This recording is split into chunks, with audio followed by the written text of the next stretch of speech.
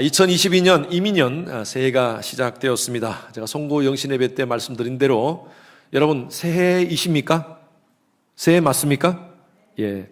여러분 우리가 아무 결단도 하지 않고 아무 마음의 다짐도 없이 그냥 이 해를 맞이한다면 이 해는 결코 새해가 될 수가 없습니다. 새해라는 것은요, 매듭이라고 제가 말씀드렸어요. 한 해를 정리하고 새로운 마음으로 우리 마음의 결단과 어떤 새로움이 있어야지 그렇게 새해가 되는 것입니다. 여러분 새해 결심하셨습니까? 여러분 가정적으로 또 신앙적인 결단하셨습니까? 아니 목사님 뭐 작심 3일 되더라고요. 해봤자 3일 일주일 못 가더라고요. 예, 못 가더라도 하십시오. 여러분 한번 결단해 보시기 바랍니다. 제가 한 8년 전에 새해 때 우리 성도님들한테 New Year Resolution을 제가 한번 합시다 하고 말씀을 드리고 제가 그때 한번 선포한 게 있습니다. 뭐냐면요, 제가 커피를 참 좋아합니다. 커피를 참 좋아하는데 그 당시에 커피를 좋아하는 이유가 뭐냐면 헤즐넛 크림을 제가 많이 넣어서 먹었어요. 설탕과 헤즐넛을 넣어서 먹으니까 사실 솔직히 커피 맛은 모르겠고 헤즐넛 향으로 참 까라멜 마키아토 이런 것도 참 좋아했고요. 예. 그래서 그렇게 커피를 마셨는데 몸에 안 좋다는 얘기를 듣고 제가 그 해에 결심을 했습니다. 나 이제는 뜨아만 먹겠다. 뜨아 아십니까? 뜨거운 아메리카노. 이제 아메리카노만 먹겠다 하는 마음으로 그때부터 뜨아만 먹었습니다. 뜨아, 아메리카노. 예, 뜨거운 아메리카노. 그것도 아이스도 아니고 뜨아만 항상 먹었습니다. 얼마나 맛이 없던지. 처음에 한 6개월 정도는 진짜 고생했습니다. 이걸 왜 먹어야 되나? 내가 왜 이 커피를 먹어야 되나? 그런데 뭐 정확하게 6개월인지 모르겠지만 어느 순간부터요, 커피 향이 느끼기 시작하고 그 커피의 진한 그 맛을 느끼기 시작했습니다. 그때부터 커피를 좋아하기 시작했어요. 진짜 좋아하기 시작했어요. 그래서 지금은요, 커피의 그 원두의 맛을 제가 느끼기 시작합니다. 이 원두는 맛있는 원두. 이거 원두는 별로 맛이 없는 원두. 이것을 제가 구별할 수 있는 그런 능력이 생겼습니다. 뜨아만 먹는 바람에. 여러분들에게 뜨아를 권합니다. 뜨아. 여러분 신앙생활도 마찬가지라고 봅니다. 우리는요, 신앙생활의 맛을 알아야 됩니다. 근데 뭐 다른 부수적인 맛이 아니라 신앙생활의 본질적인 맛을 알아야 돼요. 신앙은요, 영적인 세계의 맛을 알아가는 것입니다. 기독교 신앙은 철학도 아니고 어떤 학문도 아니고 사상도 아닙니다. 경험하는 것입니다. 우리가 신앙의 맛을 안다는 것은요, 하나님을 경험하는 것입니다. 여러분 이 시간 우리가 예배 때 나왔지 않습니까? 예배에 나와서 매주 이 말씀을 받고 찬양을 할 때 하나님을 경험하시는 분들이 있습니다. 너무 좋다. 우리 성도님들 작년에 어느 성도님이 그런 말씀하시더라고요. 목사님 주일 예배 다 앉으면 너무 좋습니다. 시작되는 찬양이 너무 좋고요. 말씀 하나님이 주시는 그 하나님의 말씀이 너무 좋고요. 정말 이 예배 시간이 딱 앉아있는 시간이 얼마나 행복한 시간인지 모릅니다. 라고 얘기하시더라고요. 여러분 교회 생활 1년, 2년, 3년, 10년, 20년을 하더라도 이 맛을 모르시는 분들이 있어요. 자꾸 그냥 크림만 자꾸 넣어가지고 설탕만 자꾸 넣어가지고 설탕맛만 알아. 크림맛만 알아. 커피 원두의 맛을 몰라요. 신앙의 진짜 맛을 몰라요. 그러다 보니까 형식과 타성에 젖은 그런 신앙인이 아니라 종교인으로 변해 있는 우리의 모습들이 아닌지. 저는 여러분들이 이 한 해 하나님이 얼마나 좋으신지 맛보아 하시는 여러분 되시길 주님의 이름으로 축원합니다. 그래서 올해 슬로건을 Taste and See, 맛보아 아십시오. 저를 한번 따라 하시기 바랍니다. 좀 유치하지만 여러분 첫날이니까 우리 이제 첫 주니까 한번 따라 하시기 바랍니다. 맛보아. 맛보는 것은 이거 맛보는 겁니다. 맛보아 알지어다. 예, 그냥 이러지 말고 살짝 한번 돌려보세요. 시작. 맛보아 알지어다. 자, 구호니까요. 우리 한번 크게 외칩시다. 자, 크게 하세요. 저보다 더 목소리 크게 하셔야 됩니다. 시작. 맛보아 알지어다. 한 번 더 시작. 맛보아 알지. 영어로 시작. Taste, see. 예. 아멘. 예. 뭐 설교 끝났습니다. 이 정도 하셨습니다. 예. 올 한 해, 여러분들의 인생 동안 하나님의 선하심을 맛보아 하시기 바랍니다. 8절 말씀 한번 더 읽겠습니다. 시작. 너희는 여호와의 선하심을 맛보아 알지어다. 그에게 피하는 자는 복이 있도다. 자, 이 시편 34편에 우리 시편을 보면요, 표제들이 있는 것이 있습니다. 표제는 그 시인의 어떤 상황이라든지 아니면 어떤 주제가 되는 것을 그 시편 앞부분에다가 이렇게 적어 놓은 게 있습니다. 모든 시편이 다 그렇게 표제가 있는 것이 아니고 없는 것들도 많습니다. 그런데 이 시편 34편의 표제가 뭐라고 적혀 있느냐 하면요, 성경을 읽는 분들은 한번 보십시오. 뭐라고 적혀 있냐면, 다윗이 아비멜렉 앞에서 미친 채 하다가 쫓겨나서 지은 시라고 되어 있어요. 다윗이 누굽니까? 정말 용맹한 용사가 아닙니까? 그가 17살 때 정말 청소년 시절에 골리앗을 죽였습니다. 그 큰 블러셋의 영웅 골리앗을 죽였어요. 그리고 그 전쟁으로 돌아왔을 때 그 사무엘상 18장 말씀에 보면 그 이스라엘 백성들이 또 그곳에 있는 여인들이 뭐라고 노래를 했냐면, 사울은 천천히요 다윗은 만만히요, 사울은 천천히요 다윗은 만만히요, 이렇게 외쳤어요. 누가 뚜껑이 열렸겠어요? 누가 화났겠어요? 사울이 화가 난 거예요. 아니, 내가 왕인데, 이 나라의 왕인데 내가 천천히고 다윗이 만만이라고? 그래가지고 다윗을 죽이기로 결심을 합니다. 그 후로부터요, 다윗은 사울에게 쫓겨가지고 10년간 도망자 신세가 됩니다. 광야는 다 도망다녔고요, 그 당시에 그 주위에 있는 굴들을 안 가본 굴들이 없습니다. 오만 가지 굴을 다 다니면서 그렇게 숨어 다녔었습니다. 그렇게 힘들고 어려운 시기를 보내는 그런 상황 가운데 오늘 본문 말씀의 배경이 뭐냐면요, 도망을 갔는데 어디로 도망갔냐 하면 그 골리앗, 다윗이 죽였던 그 골리앗의 고향 가드라는 곳, 블레셋의 가드라는 곳으로 도망을 갔어요. 요즘 같으면 내비게이션을 쳐가지고 내가 어디로 가는지를 다 파악을 했겠지만 그때는 그런 게 없었지 않습니까? 그냥 급하게 사울이 죽인다길래 보따리 싸서 도망을 갔는데, 가다 보니까 그곳이 바로 그 블레셋 장군 골리앗의 그 고향 가드로 간 거예요. 그 가드에 왕이 있었습니다. 아비멜렉이라는 왕이 있었어요. 신하 하나가 다윗이 넘어온 것을 발견을 했어요. 그래가지고 왕에게 얘기합니다. 왕이시여, 지금 이스라엘의 사울은 천천히요 다윗은 만만히요 라고 칭송을 받았던 그 다윗이 여기 와 있습니다. 왕이요, 당장 가서 다윗을 잡아라. 포위를 해가지고 다윗을 잡습니다. 잡아가지고 이제 그 가드 왕의 아기스 왕 앞에 와 있는데, 상황을 보니까요, 거의 이제 자기가 죽을 상황이에요. 이제 곧 이스라엘 영웅을 죽인 사람이니까 얼마나 막 이 블레셋 사람들이 그냥 이스라엘의 영웅이 아니고 블레셋의 영웅 죽인 그 사람이니까 얼마나 사람들이 막 이 다윗을 죽이려고 혈안이 되어 있겠습니까? 죽으려는 그런 상황 속에서 다윗이 이 메소드 연기를 합니다.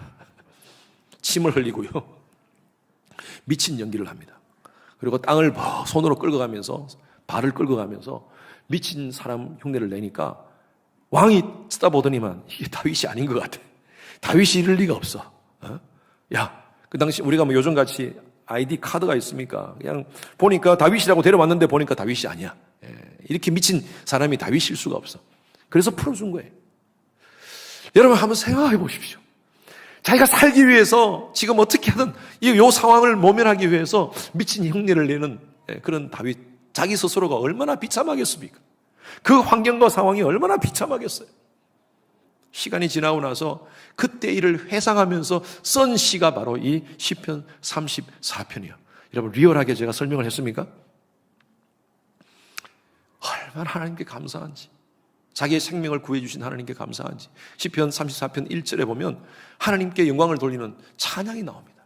찬양을 하면서 정말 그 상황 속에서 하나님의 은혜를 자기는 맛봤다는 거예요. 가장 인생의 바닥 속에서, 처참한 환경 속에서 하나님의 은혜를 자기는 맛보았다.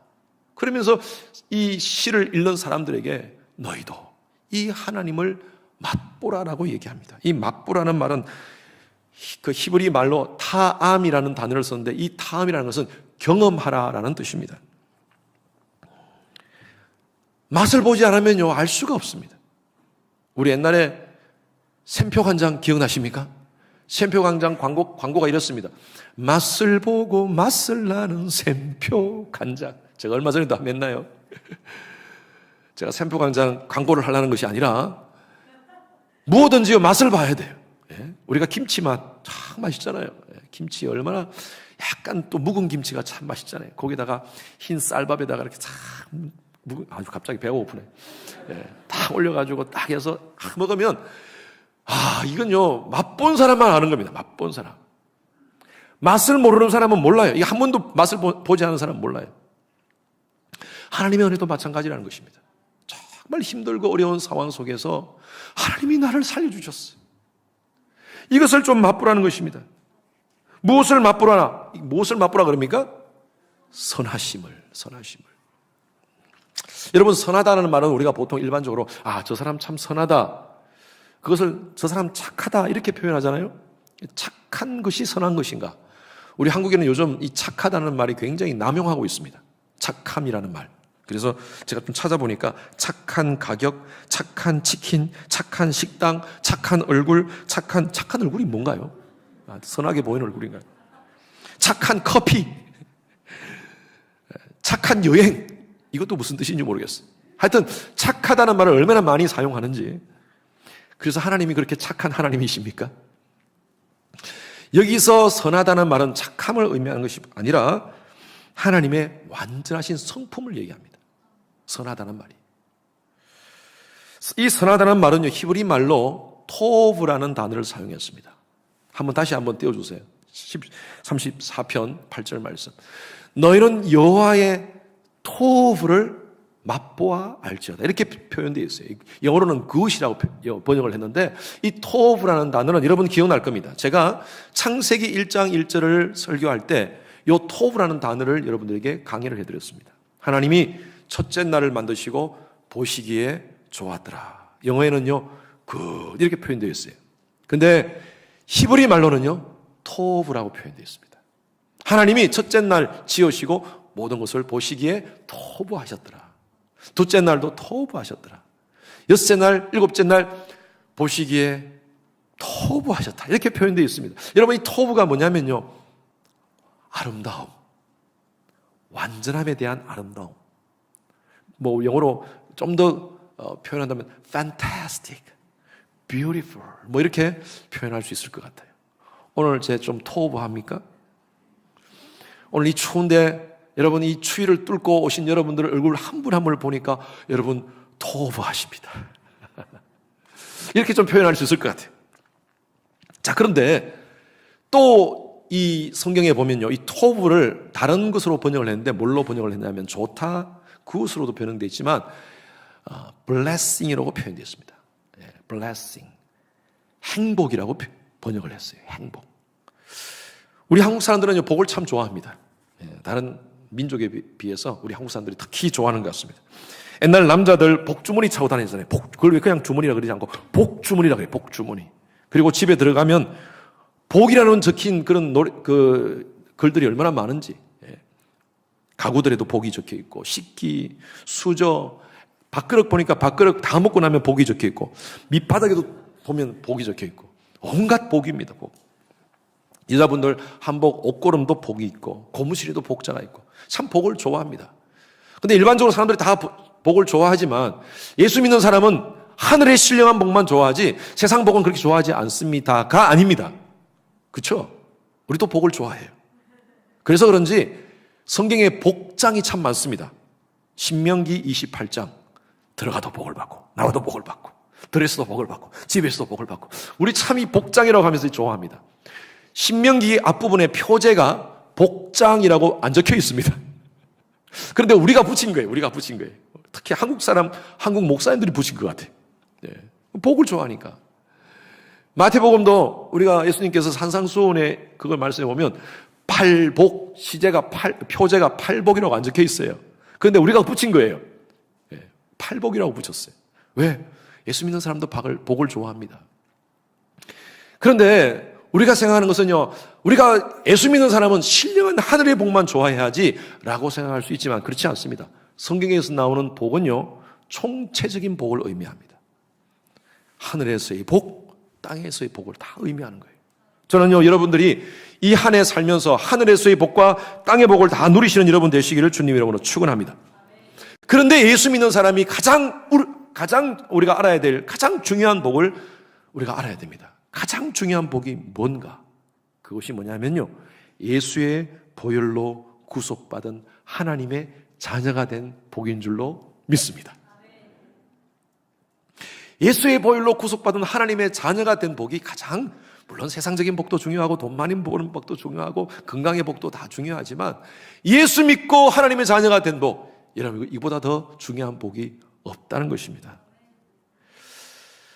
신약에서 토브라는 단어를 신약에서는 마카리오스라는 단어로 번역을 했어요. 이 구약의 토브라는 행복이라는 단어를 마카리오스라고 번역을 했습니다. 그래서 이 마카리오스라는 단어가 우리가 팔복, 우리가 심령이 가난한 자는 복이 있나니, 애통한 자는 복이 있나니, 온유한 자는 복이 있나니, 우리가 알고 있는 그 팔복이 다 나온 시 복이 다 마카리오스로 되어 있어요.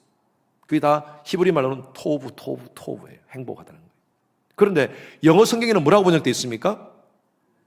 blessed are라고 되어 있습니다. blessed.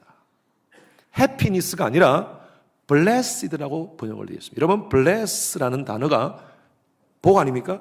이 bless라는 단어에 어디서 이 단어가 어원이 있냐 하면요, 이 bless라는 단어는요, bleed라는 단어에서 나왔어요. B-L-E-E-D, bleed라는 단어에서. 우리가 피를 흘렸을 때 bleeding 한다 그러지 않습니까? 그래서 이 bless는요, bleeding에서 나왔어요. 피와 연결이 되는 겁니다. 여러분, 우리는 이거 압니다. 이게 무슨 뜻인지. 그죠? 예수의 보혈 때문에 우리는 복받은 거예요. 그래서 여러분, 우리가 이 축복을 얘기하면서 예수의 십자가의 은혜를 얘기하지 않을 수가 없습니다. 예수 믿는 사람들은. 그래서 인간에게 가장 큰 복은요, 예수님께서 나를 위해 십자가에 달려 죽으셔서 나를 구원해 주신 이 구원의 복이 가장 궁극적인 복인 줄로 믿습니다. 여러분, 그런데 이 복은 내가 스스로 가질 수가 없어요. 이 복은요, 내가 원한다고, 내가 쟁취한다고, 내가 막 그냥 하고 싶다고 해서 받는 것이 아니에요. 성경은 뭐라고 말씀하냐 하면, 너희가 그 은혜를 인하여 믿음으로 말미암아 구원을 얻었나니 이것이 너희에게서 난 것이 아니요 하나님의 선물이라. 하나님이 주신 거예요. 하나님이 수유해 주신 거예요. 우리나라 사람들이 새해 인사를 할 때 이렇게 인사합니다. 새해 복 많이 쟁취하세요. 그렇게 합니까? 이 단어가 우리가 봐야 돼요. 새해 복 많이 받으세요. 그러면 수유하는 존재가 있다는 거예요. 그렇지 않습니까? 야, 우리나라 참 정말 멋진 나라예요. 이 단어를 이렇게 보면 누군가가 수유하는 존재를 인정하는 겁니다. 그래서 옛날에 선교사님들이 1900년대 초에 우리 한국을 왔을 때 이 나라가 무슨 나라입니까? 라고 이렇게 물었을 때 다들 조선입니다. Oh, chosen people. 조선입니다. Oh, chosen people. 아, 역시 하나님이 택하신 백성이군요. 그 머리에 쓰고 있는, 남자들 머리에 쓰고 있는 이게 뭡니까? 하니까 God. 오, 하나님을 모시고 사는 나라입니다. 할렐루야. 믿거나 말거나입니다. 이거죠. 지금 우리가 이 복은요, 수요되는 것인지 우리가 알았어요. 누군가가 줘야 돼. 내가 스스로 쟁취할 수 있는 것이 아니라 누군가가 줘야 돼요. 그래서 정말 우리가 이렇게 인사할 때, 새해 복 많이 받으시오 인사할 때는요, 우리 예수 믿는 사람들은요, 당신에게 하나님을 믿음으로 말미암아 오는 그 행복을 하나님이 주시기를 원합니다. 이런 마음으로 우리가 축복했으면 좋겠습니다. 베드로전서 3장 9절 말씀 다 같이 시작. 복을 빌라 이를 위하여 너희가 부르심을 받았으니 이는 복의 일 이어받게 하려 하심이라. 이 복을 빌으라는 거예요. 우리가 축복합시다. 새해 복 많이 받으십시오. 뿐만 아니라 우리가 이 해를 지내는 동안 복을 여러분 우리가 유통합시다. 여러분들 우리 모두가 유통자가 되어야 됩니다. 여러분 직업 각각 다 가지고 있지만 우리 유통업계에 다 같이 종사합시다. 무슨 유통? 하나님의 복을 유통하는 거예요. 아직도 예수를 모르는 자, 복음을 모르는 자에게 우리에게 하나님께서 이 사명을 주셨어요. 이 복을 나만 가지지 말고 예수님의 피로 말미암아 받았던 이 블리딩을 통해 받았던 이 블레싱을 나만 가지지 말고, 이 토브를 나만 가지지 말고, 마카리오스를 나만 가지지 말고 주위 사람들에게 유통하라는 거예요. 너희가 부르심을 받았으니 이런 복을 이어받게 하려 하심이라. 여러분 자녀들에게 이 복이 계속 이어지기를 주님 이름으로 축원합니다. 여러분 가문의 모든 가문에 여러분 이 복이 이어지기를 축원합니다. 그래서 이 사명을 감당하는 이 한 해 되었으면 좋겠어요. 그리고 이 한 해 여러분 말씀대로 그에게만 피합시다. 하나님께만 피합시다. 자, 8절 말씀 한 번 더 읽습니다. 시작. 너희는 여호와의 선하심을 맛보아 알지어다. 그에게 피하는 자는 복이 있도다. 누구에게 피하는 자는요? 하나님께 피하는 자, 여호와께 피하는 자는 복이 있다 그랬습니다. 피한다는 말은 하나님을 믿고 의지한다는 것입니다. 여러분 이 상황이 어떤 상황이라서 다윗이 지금 피한다는 말을 표현합니까?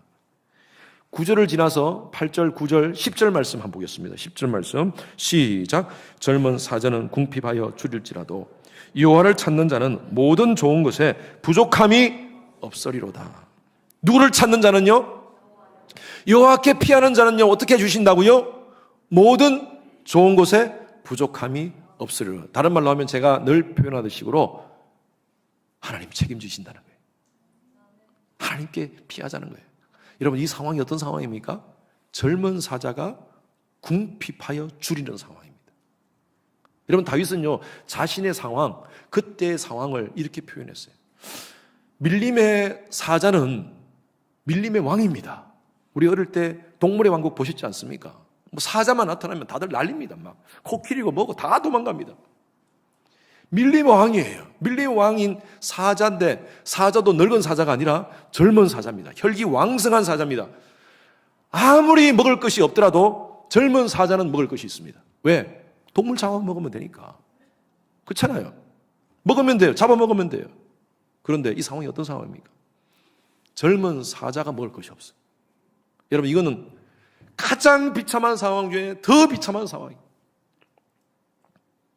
오늘날 젊은 사자라고 큰소리 치는 사람들이 얼마나 많은지 몰라요. 내가 돈이 가졌다. 돈이 나의 신이다. 만몬신을 섬기는 사람들이 있습니다. 건강이 최고다. 막 그냥 울퉁불퉁하면서 그냥 늘 운동하고, 물론 운동하셔야 됩니다. 근데 건강이 있으면 다라고 생각하시는 사람들이 있어요. 과학과 이성, 인간이 가지고 있는 이성, 이 의학이 최고다. 물론 과학이 주는 우리가 이익이 있고요. 또 의학이 주는 이익이 있습니다. 그런데 이것만 있으면 된다라고 큰소리 치면서 그 다음 말이 중요해요. 하나님 없다. 그렇게 큰소리 치는 젊은 사자들이 얼마나 많은지 몰라요.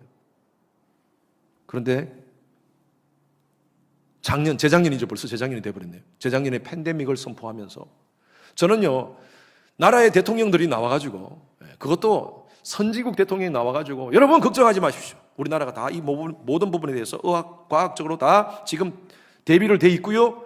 아무 문제 없습니다. 국민들 열심히 경제 활동하시고 열심히 그냥 사십시오. 일반적인 생활하십시오. 라고 얘기할 줄 알았어요. 대통령들 나와가지고 그 당시에 트럼프 대통령, 뭐 바이든 대통령, 그 프랑스의 대통령들, 러시아 대통령들, 강대국 대통령들 다 나와가지고 하는 얘기가 뭐냐면 마스크 잘 쓰세요. 여러분 지금 이런 시대에 마스크 잘 쓰라는 대안밖에 없어. 이 상황. 그리고 얘기합니다. 백신만 나오면 게임 체인저 될 겁니다. 이 모든 것이 게임이 끝날 거예요. 근데 우리는 백신 기대했어요. 작년에 백신 나오면 다 끝날 줄 알았어요. 젊은 사자들이 큰 소리 치니까요. 우리 또 그런 젊은 사자들 우리가 또 그렇게 생각했어요. 그런데 백신 나와도 별일 없어요. 계속 새로운 바이러스들이 나오고 우리가 지금 새로운 2022년을 시작했지만 여전히 우리의 마음 가운데 이런 불안감이 있습니다. 여러분 이런 상황 속에서 우리가 어떻게 해야 됩니까? 지금 사람들은요, 이 육신의 어떤 질병의 문제뿐만 아니라 지금 정신적인 질병에 있는 사람들이 엄청나게 많아집니다. 한국의 우울증 환자가 한국 전체 인구의 10%입니다. 작년 통계입니다. 10%면요, 500만 명이에요. 500만 명이 넘는다는 것입니다.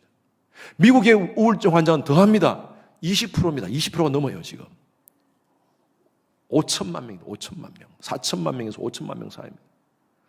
엄청난 사람들이 지금 우울증에 걸리고 정신적으로 지금 힘들어하고 이런 상황 속에서 우리 하나님의 백성들 어떻게 살아야 될 것입니까? 세상적인 방법으로 막 우리가 그런 것들을 추구하면서 사는 것이 아니라 우리가 먼저 의지할 대상을 바라봐야 됩니다. 하나님을 찾는 자는 모든 좋은 곳에 부족함이 없으리로다. 여러분, 이 상황이 젊은 사자가 궁핍하는 상황이라 할지라도 하나님은 약속해 주세요. 내가 너희와 함께 하겠다는 거예요. 전 여러분들이 올 한 해 가정에 아무 문제가 없기를 바랍니다. 그러나 우리 각자는 그런 기도를 하지 맙시다. 하나님, 형통하게 하소서. 아무 문제 없게 하소서. 여러분, 그래도 우리 삶 가운데 문제는 계속 생기게 돼 있어요. 저는 우리 기도를 좀 수준을 좀 약간 업그레이드 했으면 좋겠어요. 아무 문제 없도록 해주세요. 그게 아니라 하나님, 푸른 초장 가운데서도 하나님을 찬양하지만 사망의 엄침한 가운데서도, 골짜기 가운데서도 하나님 나와 함께 하심을 내가 믿고 올 한 해 어떤 상황 가운데서도 푸른 초장이나 사망의 엄침한 골짜기를 가는 그 순간이나 하나님께 피하는, 하나님을 찾는 내 자신 되게 하소서. 여러분, 그렇게 기도하시는 여러분 되시길 바랍니다. 신앙생활 하면서 늘 3인칭 하나님만 아시는 분들이 있어요. 예. His God, Her God, Their God. My God이 없어. My God이 없어. 목사님 앞에서 목사가 얘기하는 하나님, 은혜 많이 받은 분이 앞에 나와서 간증하시는 그분의 하나님, 부모님이 아는 그 하나님, 그 하나님에 대해서 너무나 많이 들었는데 내가 테이스트를 안 해봤어요. 그러다 보니까요, 좋을 때는 괜찮아, 할렐루야, 아멘, 뭐 주와 같이 길 가는 거 즐거운이 아닌가 하면서 그렇게 막 가다가 어떤 문제가 딱 부닥치면요, 인간적인 방법으로 해결합니다. 세속적인 방법으로 해결합니다. 하나님 없는 것 같이, 마치 없는 것 같이 그렇게 행동하고 말합니다. 왜 그런 줄 아세요? 늘 교회 생활을 그냥 3인칭 하나님으로만 알고 있는 거예요. 여러분, 나와 하나님과의 관계 2인칭 하나님을 만나시길 바랍니다. 그래서 My Shepherd, 나의 목자, 나의 하나님, 나를 이끄시는 분, 예? 그러한 하나님을 여러분 경험하시면, 테이스트 하시면 어떤 상황 속에서도 그 하나님께 피하면서 이 모든 것들을 극복하게 되리라 믿습니다. 여러분, 커피에 다른 거 타지 마십시오. 여러분, 크림 좋아하시는 분 타시고요. 예, 설탕 좋아하시는 분 타십시오. 그런데 제가 커피 얘기하는 게 아니라 여러분, 신앙생활에 다른 거 타시지 마십시오. 본질적인 거 생각하십시오. 본질적인 거. 하나님의 은혜를 체험하는, 이 예배를 통해서 하나님의 은혜를 체험하는 여러분 되시기를 바랍니다. 신앙은 맛보는 것입니다. 머리로만 아는 것이 아니에요. 우리의 삶 가운데서 경험하는 것입니다. 두 가지 제안합니다. 첫 번째, 예배를 통해서 하나님의 능력을 체험하시기 바랍니다. 예, 준비되어 있습니다. 넘기세요. 예배 속에서 하나님의 능력을 체험하시기 바랍니다. 에스겔서 37장 1절 말씀 다 같이 읽습니다. 시작. 여호와께서 권능으로 내게 임하시고 그의 영으로 나를 데리고 가서 골짜기 가운데 두셨는데 거기 뼈가 가득하더라. 에스겔이 환상 가운데 마른 뼈들을 봅니다. 여러분, 이 마른 뼈라는 것이 오늘날 지금 우리의 이 시대의 현상들이에요. 상황들이에요.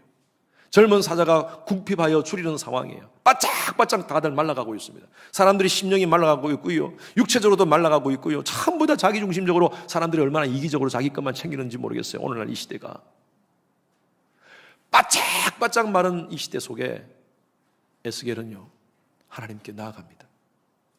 그리고 하나님께 예배드립니다. 여호와께서 내게 권능으로 임재하시는 것을 경험합니다. 예배 가운데 하나님이 저 뼈들이 살겠느냐 말씀하세요. 주께서 하시면 가능합니다.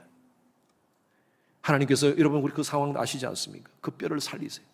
그 뼈에 살이 붙고 힘줄이 붙고 핏줄이 오고 피가 돌고, 여러분, 이런 기적적인 상황을 에스겔이 예배 가운데 경험하는 거예요.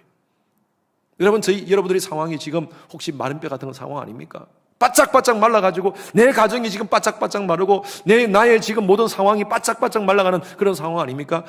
여러분, 이때 우리가 해야 될 일이 있습니다. 하나님 예배를 통하여서 만나시기 바랍니다. 예배를 통하여서 하나님의 임재를 경험하시기 바랍니다. 찬양을 통하여서, 말씀을 통하여서, 기도를 통하여서 올 한 해 여러분 하나님께 기도하십시오. 중보기도를 통해서 우리 여성 중보기도 팀, 우리 화요 중보기도 팀 너무 감사합니다. 계속 기도하시고요. 우리 금요 예배 나와서 함께 같이 외치면서 기도합시다. 비전 예배 나와서 함께 같이 외치면서 기도합시다. 기도 없이는요, 마른 뼈가 살 방법이 없습니다. 그래서 예배를 통해서 또 말씀을 통하여 우리 커피 브레이크나 이런 우리 성경 공부 말씀을 통하여 우리 영혼이 한번 마른 뼈 같은 우리 영혼이 한번 살아나는, 우리 가정 마른 뼈 같은 우리 가정이 살아나는 역사를 경험하시는 여러분 되시길 주님 이름으로 축원합니다. 두 번째로는요, 교제 속의 위로를 맛보십시오. 하나님과의 수직적인 관계뿐만 아니라 수평적인 관계입니다. 우리 성도님 가운데 한 분이 그런 말씀하셨어요. 목사님, 정말 한국에서는 신앙생활 제대로 안 했는데 미국 와가지고 교회는 안 나오고 소그룹부터, 구역 모임부터 왔대요. 구역 모임부터 왔는데 자기가 한국에서 사람들하고 모였을 때 자기가 있는 그 세상적인 그런 그룹들하고 모이면 그냥 다들 하지만 전부 다 자기 이기적인 관점에서 사람들을 대하고 자기의 이익을 위해서 모든 관계를 만들어가고 그렇게 했는데, 구역 안에서 보니까 정말 자기의 것들을 함께 나누고 같이 함께 기도해주고 서로 문제들을 같이 끌어안고 같이 함께 울고 웃고 하는 그런 모습을 보면서, 예수 믿는 사람들이 뭔가 다르네. 그래가지고 교회 나오게 돼가지고 교회에서 세례받았다는 그 간증을 하시더라고요. 그래서 이 구역이 얼마나 중요한지 몰라요. 여러분 꼭 소그룹 모임에 꼭 들어가십시오. 그래서 그 안에서 함께 웃고 또 함께 슬픔을 나누고 정말 하나님의 은혜를, 그곳에서 하나님의 은혜를 체험할 수가 있습니다. 여러분 이 교제 속에서 하나님의 위로를 맛보시기 바랍니다. 히브리서 10장 24절 25절 말씀에 이렇게 기록되어 있습니다. 시작. 서로 돌아보아 사랑과 선행을 격려하며 모이기를 피하는 어떤 사람들의 습관과 같이 하지 말고 오직 권하여 그날이 가까움을 볼수록 더욱 그리하자. 그날이 가까움이 뭡니까? 그날이 가까움이 뭐냐면 바로 이 마지막 때입니다. 바짝바짝 지금 모든 사람들이 심령이 말라가는 상황입니다. 지금 우리는 그날을 지금 보고 있습니다. 거의. 제가 그날을 제가 예언하면은 제가 안 되니까. 그러나 그때와 그 시는 모르지만 그러나 분명히 그날은 올 겁니다. 그리고 곧 올 것 같아요. 곧 올 것 같아요. 여러분 이 시대에 정말 이 젊은 사자가 궁핍하는 이 시대 속에, 영적으로 궁핍하는 이 시대 속에 우리가 해야 될 일은요, 성도 간에 서로 돌아보면서 사랑과 선행을 격려해야 돼요. 우리 교회는요, 큰 모임을 지향하지만, 그렇지만 우리는 또 작은 모임을 또 지향해야 돼요. 그래서 큰 모임과 함께 큰 교회, 작은 교회 같이 함께 모여서 예배드리고 또 함께 이렇게 찬양하고 같이 또 작은 속으로 모여서 함께 울고 웃고 같이 기도해주고 말씀 함께 나누고, 그런 모임을 통하여서 하나님의 은혜를 맛보는 이 한 해 되시기를 주님 이름으로 축원합니다. 결론적으로 말씀드립니다. 세상에서 가장 큰 복이 뭐라고요? 하나님의 자녀로 사는 복입니다. 할렐루야. 우리가 하나님의 자녀가 되었다는 것, 예수의 피로 말미암아 구속받아 하나님의 자녀가 되었다는 것, 여러분 이것이 바로 세상에 이보다 더 큰 복이 어떻겠습니까? 이 복을 여러분 누리시는 여러분 되시길 바랍니다. 맛보아 하시는 여러분 되시길 바랍니다. 다시 한번 합시다. 한번 따라 하십시오. 맛보아 알지어다.